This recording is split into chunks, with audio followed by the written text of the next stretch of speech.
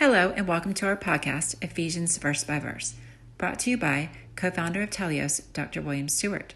This captivating podcast will not only teach you the book of Ephesians, which tells us so much about Christ and his mission, as well as our Christian walk, but it will teach you how to study the Bible, so you can have confidence in what you learn.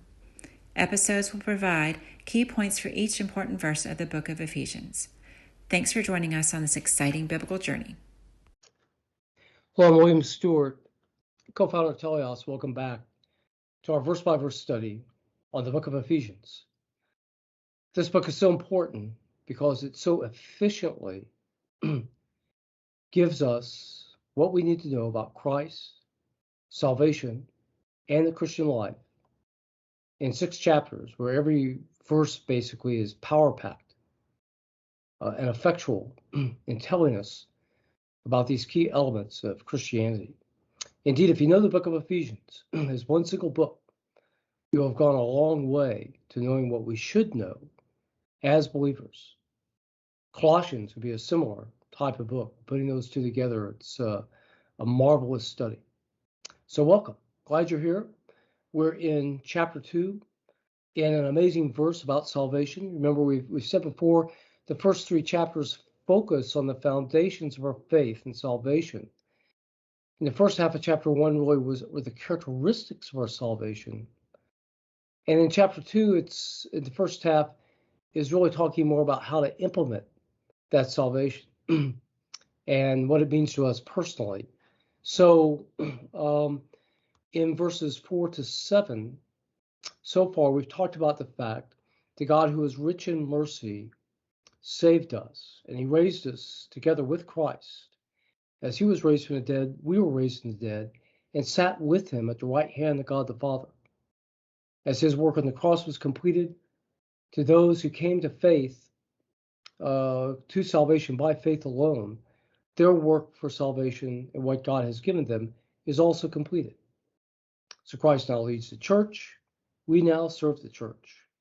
Verse 7 indicates that God did this to show in due time, otherwise when Christ comes again, the glory of all the saints with Christ and how rich his mercy is. Today we're in verse 8 and 9, several key verses related to salvation, pivotal. And the verses say, "For by grace you are saved through faith, and not of yourselves. It is a gift of God, not of works, lest any man should boast."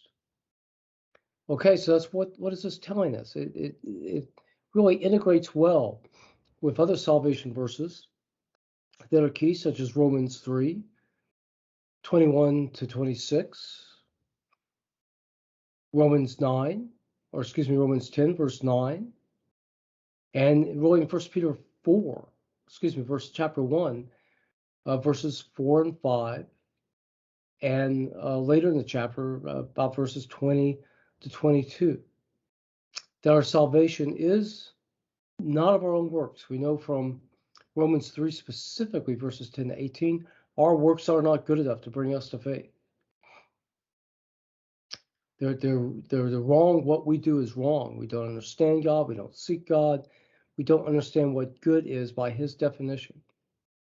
So out of his mercy then, as a righteous God, he demanded judgment, but out of mercy, he sent Christ to take that judgment of death that we deserved, so that when we believe by faith alone, we are saved. And this is really the short version of Romans 3, saying by grace, a free gift of God, unmerited favor, the word charis. We are saved by faith.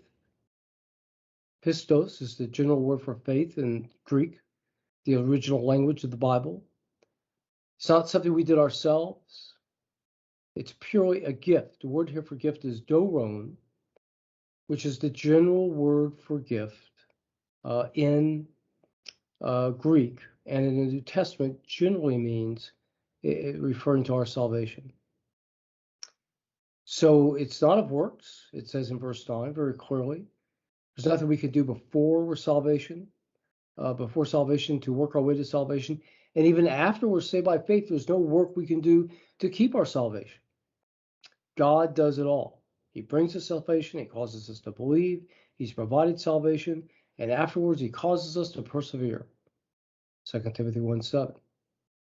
So really, that no man should boast. And this correlates well with verse 7, that the glory of our salvation goes to God, as it should, because he's done it all. We've done nothing. There's really nothing in our coming to faith or anything that we've done for which we can boast. It's God's plan, God's work. Glory be to him, glory be to Christ, and with our gratitude. What a wonderful gift, what a wonderful promise that we have, that God's provided for us. Thanks for joining me today. We'll continue this amazing passage for one more verse, verse 10, which completes this part of salvation. And we'll move on to a specific aspect of salvation after this, in the second half of the passage, on reconciliation, part of Christ's work on the cross. Thanks for joining me today. I hope this video series is worthwhile. I look forward to seeing you next time. Thanks for listening to this episode of Ephesians Verse by Verse. We hope you found Dr. Stewart's teachings both interesting and informative. Join us next time for another exciting episode in Ephesians. To listen to all episodes, please visit our website, teliosresearch.com. TELEIOSRESEARCH. Thank you.